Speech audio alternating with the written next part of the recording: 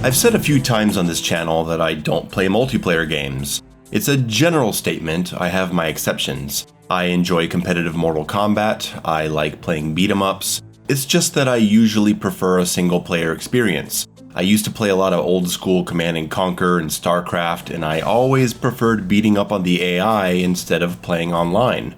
But I do have a history with online first-person shooters, mainly Quake 2 and 3, Fear, and Unreal Tournament. And I played some Black Ops in 2010. In recent years, I've been completely uninterested in online shooters, mainly because of the industry shift to slow movement, cover-based console shooters with regenerating health and 2-weapon limits. Actually, I guess it's more accurate to say I've been uninterested in shooters altogether, online or not. And even when I did get back into it with Doom 2016, I never once tried the multiplayer. Almost 1,000 hours in the game in 4 years, and not 1 second in multiplayer. I just like killing demons, so that's what I do. Splitgate is an interesting case. It's been around for a few years, some of my viewers have recommended it, but I put it off.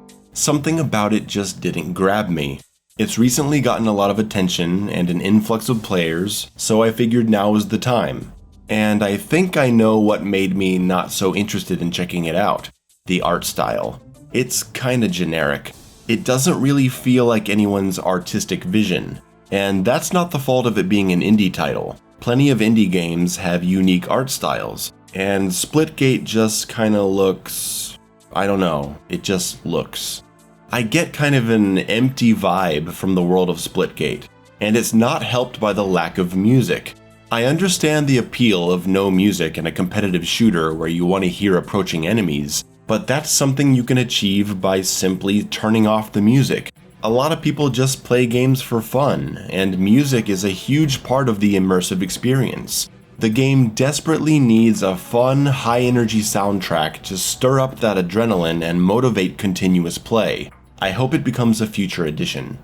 The first time I opened Splitgate, I was incredibly put off by the menu. It's pretty ugly, and there's just crap all over the screen. It's got a really busy, sort of battle royale presentation to it, with retina-burning Fortnite colors that don't go with the game's tone or in-game art style.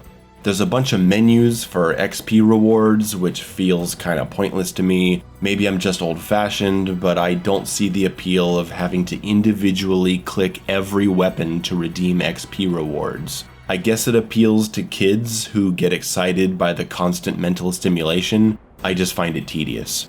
But looks and sound aren't everything. How's the gameplay? Well, the main attraction of Splitgate is the portals. If you've played Portal, you'll know how these things work. You set one portal where you are, and another where you want to be, and then step through. A simple concept with complex possibilities. You can set a portal somewhere, and then later, if you're in danger, you open another portal to jump through, and now you're safe. Because you can close either portal with the stroke of a key and no one is going to follow you. Movement is preserved as you pass through a portal, so you can fall long distances and come out the other end at full speed. You can shoot through the portals, which is the most amazing aspect of the game. Someone's down at the other end hiding, shoot a portal behind them, and snipe them before they know what hit them. This mechanic is amazing. The most fun moments I've had in Splitgate revolve around these portals. The movement is pretty good. It's a fairly fast-paced game, and you have these rocket boots that let you boost in the air. It's not really a double jump, it just allows you to float a little bit and change your trajectory. It'll help you cross long distances and make your jump less predictable when someone is shooting at you. The guns are your standard fare. Rifle, submachine gun, shotgun, sniper rifle, rocket launcher, plasma gun. Nothing much different than other games, which is pretty disappointing. That's not to say they don't feel good to use though, they totally do. Every gun has a great sense of impact to the shot. The shotgun is incredible, rocket splash damage is very strong as it should be, the battle rifle is super satisfying to fire, every kill I get feels good enough to make me want to continue playing. But I don't think the mostly stock weapons complement the crazy sci-fi aspect of the game revolving around the portals. That's why I'm calling this video Splitgate Call of Duty with Portals. I'm not saying they're identical games, there's no kill streaks and movement isn't the same and they don't look similar. but the playstyle of Splitgate feels very Call of Duty to me because of how rifle-focused it is. There's a Halo feel to the game as well, and I hear people making Halo comparisons more than Call of Duty ones. But I don't see nearly as many gunplay similarities to Halo as I do Call of Duty. In most of the game modes I've played, I'd say 95% of the action is long-distance rifle play. Carbine, battle rifle, assault rifle. Occasionally someone will grab a railgun or a rocket launcher, but most of the time it's rifles. And the weapons around the map don't feel like they influence the match all that much, so it's not like people are rushing to them to gain an advantage. There are a couple game modes that feel better to me, namely Sniper Shoddy and Team Fiesta. Sniper Shoddy is just what it says. You have a sniper rifle and a shotgun. And because of the Doom-style weapon switching that skips reload animations, you can do some really fun quick swapping between the two weapons for high mid-range DPS. It's pretty cool. And Team Fiesta is a blast. Every time you die, you respawn with different weapons, so everyone is running around doing different stuff, and you get more of an old-school arena shooter feel. It's a mode that shows how great Splitgate could be if it weren't so focused on rifles. But I suppose in a world where shooters are dominated by Call of Duty, Fortnite, and Apex Legends, rifle play is what a lot of people want. Additionally, there's recharging health. If you're close to death, just escaping to any part of the map will guarantee your safety, which I think ends up making map design a bit lackluster. Splitgate captures a little of that old school arena shooter feel, but a large part of what makes those games fun is resource-based map design. You need points of your map that are important, so you create points of conflict. Powerful weapon spawns to defend, health or armor refill spots that you want to get to before your enemy does, ammo spots to keep using a powerful weapon, making it more important to dominate the map points where those weapons are picked up. Without these points in an arena shooter, every map is just a series of spaces that feel the same. Wait a minute. Fast, high mobility action, map control, teleporting transportation mechanic, exciting music, emphasis on weapon variety? I'm just talking about Quake and my favorite competitive shooter of all time, Unreal Tournament. Yes, the longer I played Splitgate, the more I just wanted to play Unreal Tournament again. And Splitgate definitely has an Unreal Tournament influence. You can hear it in the announcer voice. Killing spree! Double kill! King Slayer!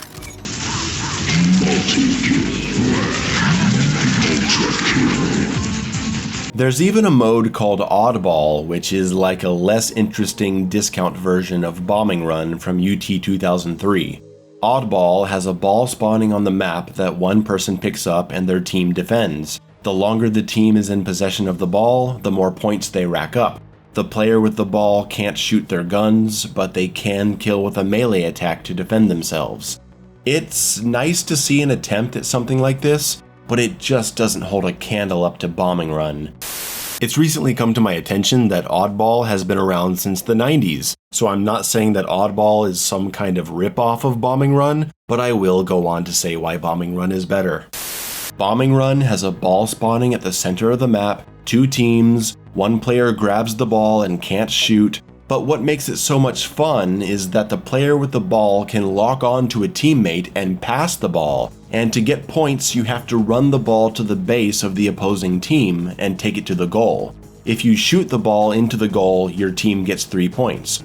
If you're able to get close enough to actually jump through the goal, you get 7 points. So it's like FPS football. It's exciting and probably my favorite multiplayer game mode of all time.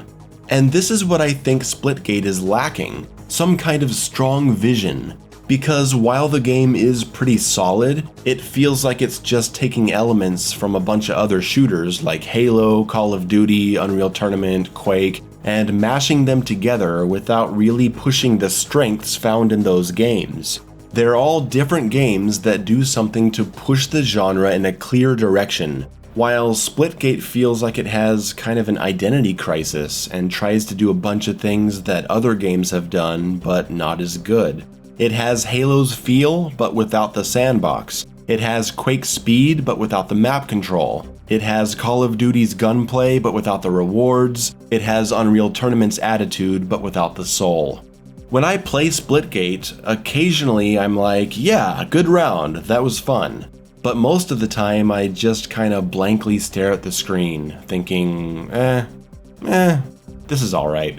I feel kinda numb when I play it.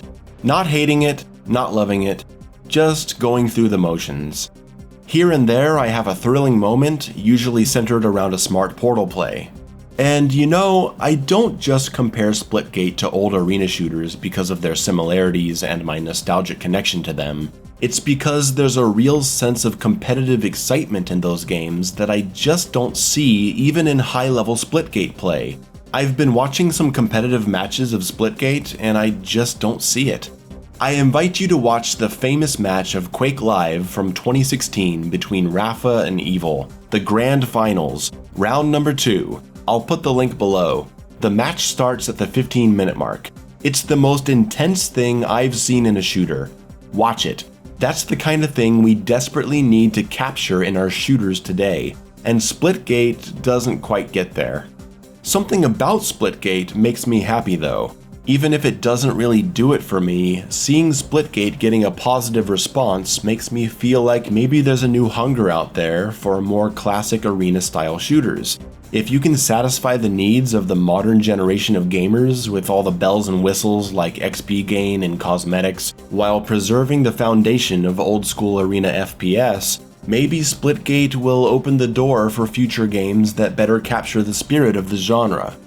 Or, you know, I could just play some Quake and not get my hopes up. That works too.